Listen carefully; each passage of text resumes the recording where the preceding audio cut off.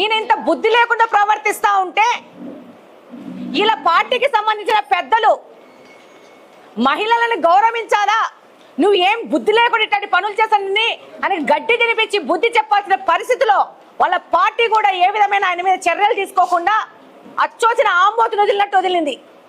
ఈరోజు మహిళల మీద దాడి చేస్తూ అదే మహిళల్ని సపోర్టు తీసుకొని వాళ్ళకి ఏమేమి లాభాపేక్షలు చెప్పినాడో మనకు తెలియదు.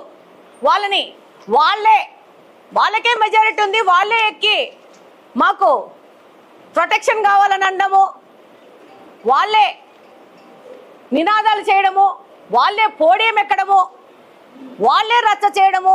ఆ తర్వాత బాగా అన్నం తినేసి వచ్చి లంచ్ బ్రేక్ అయిపోయినాక ఇదే కార్పొరేషన్లో ఇదే మీటింగ్ అటెండ్ అయిన పోలీసు వాళ్ళకి కానీ మీడియా ప్రతినిధులకు కానీ ఎవరికి ఏ విధమైన అరేంజ్మెంట్ చేయకుండా వాళ్ళు మాత్రం వెళ్ళి కిందికి వెళ్ళి చక్కగా భోజనాలు కానిచ్చి పైన ఉన్న వాళ్ళకి పప్పుచారులు పోసి తిని 3 గంటలు రెస్ట్ తీసుకొని మళ్ళీ పైకి వచ్చి మేము చదివేసాం అయిపోయింది అని చెప్పే దుర్భాగ్యానికి ఈ పెద్ద మనిషి దిగజారిపోయినాడు. ఇది కడప నియోజకవర్గంలోని ప్రతి ఒక్క మనిషి గమనిస్తూ ఉంది. మహిళలను అడ్డుపెట్టుకొని రాజకీయం చేయాలనుకుంటున్నాడు. నేను గెలిచి 6 నెలలే అయింది, నాకు రాజకీయాలు తెలీదు. నువ్వు గత 20-30 సంవత్సరాల నుంచి రాజకీయాల్లో ఉన్నావు. నువ్వు భవిష్యత్తులో చిన్నగా వచ్చి ప్రజాసేవ చేయాలనుకున్న వాళ్ళకి నువ్వు చూపించే మార్గం ఇదా అని ప్రశ్నిస్తా ఉన్నాను. అసలు కడపలో అవినీతి చేసి పెట్టేశాడు మొత్తంగా. ఈరోజు మీరు గమనిస్తే దేవుని కడప రోడ్డు కృష్ణా సర్కిల్ నుంచి ఎవరు చేశారు? ఈ యొక్క పెద్ద మనిషికి సంబంధించిన వ్యక్తి కాదా?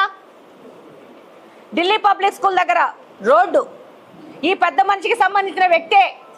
ఈయన కుటుంబ సభ్యుడే చేసి ఈరోజు ఆల్రెడీ 2 నెలలే అయింది ఆ రోడ్డు ఓపెన్ అయ్యి, ఆల్రెడీ క్రాక్స్ వచ్చి నాణ్యత లేని వర్క్ చేశాడు. దాని మీద చర్యల గురించి మాట్లాడుతున్నాడా? ఈరోజు మాసాపేటలో టెంపుల్ని బగలగొట్టారు. కార్పొరేషన్ వైపు నుంచి ఒక అగ్రిమెంట్ అయ్యి ఈ టెంపుల్ని మేమే కడతామని చెప్పినారు. కట్టినారా? ఎన్ని రోజులైంది టెంపుల్ పగలగొట్టి? ఈ రోజుకి ఎన్ని రోజులు కావాల్సి ఉంది? దాని గురించి ఏమైనా చర్యలు ఉన్నాయా? అన్నమయ్య విగ్రహం తీసినారు.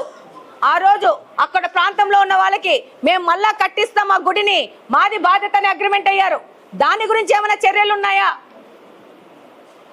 ఎన్ని మసీదు స్థలాలు, ఎన్ని చర్చిలు అన్యాక్రాంతం అయిపోయినాయి ఈ కడపలో, దాని మీద చర్యలు ఉన్నాయా? ఈరోజు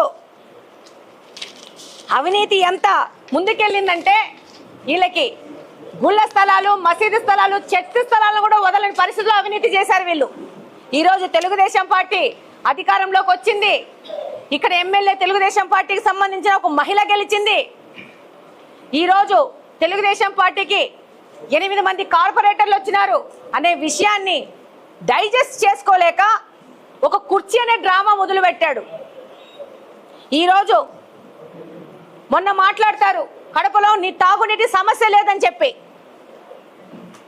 గాంట్ నుంచి ఉమ్ముతారు వీళ్ళ ముఖాల మీద. కడపలో తాగునీటి సమస్య లేదు అని చెప్తే ప్రజలు వీళ్ళకు బుద్ధి చెప్పే టైం ముందుంది. నిన్న ఎవరో ఆఫ్ రికార్డ్ అడిగితే అలా చెప్తాము మీడియాకి అంతే అని చెప్తాడంటే ఈ పెద్ద మనిషి.